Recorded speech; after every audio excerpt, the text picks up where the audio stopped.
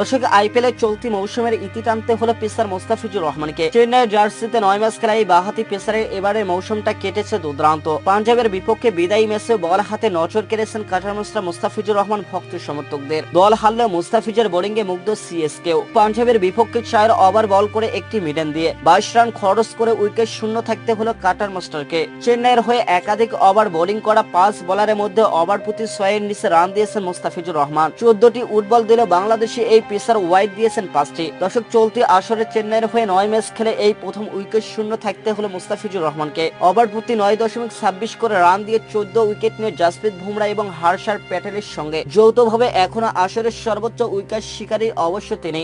এমন পারফরমেন্সের পর নিজের ভেরিফাইড ফেসবুক পেজে মুস্তাফিজুর রহমানের বোলিং এর প্রশংসা করেছে চেন্নাই সুপার কিংস। 4 ওভারে 22 রান একটি মিডেন।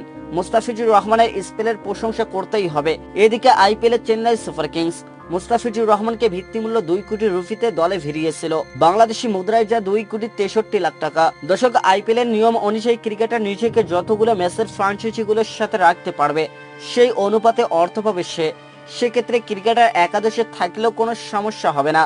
লিগ পর্বে 14টা ম্যাচ খেললে মুস্তাফিজুর রহমান পেতেন 2 কোটি রুপি। তবে 9 ম্যাচ খেলে বাংলাদেশে ফিরে আসায় মুস্তাফিজুর রহমান পাচ্ছেন না পারিশ্রমিকের সম্পূর্ণ অর্থ। প্রতিটি ম্যাচের জন্য মুস্তাফিজের গড় পারিশ্রমিক বাংলাদেশ মুদ্রায় প্রায় 28,80,000 টাকা। ফলে 9 ম্যাচে তার মোট পারিশ্রমিক দাঁড়াচ্ছে 1,69,00,000 টাকা। তবে এই পুরো পারিশ্রমিক মুস্তাফিজুর রহমানের অ্যাকাউন্টে ঢুকবে না, কারণ ভারতীয় সরকার ও বাংলাদেশ ক্রিকেট বোর্ডকে দিতে হবে কর। দর্শক, আইপিএল এর নিয়ম অনুযায়ী দেশি প্লেয়ারদের জন্য আয়ের 10% এবং বিদেশি প্লেয়ারদের জন্য 20% কর দিতে হবে ভারতীয় সরকারকে।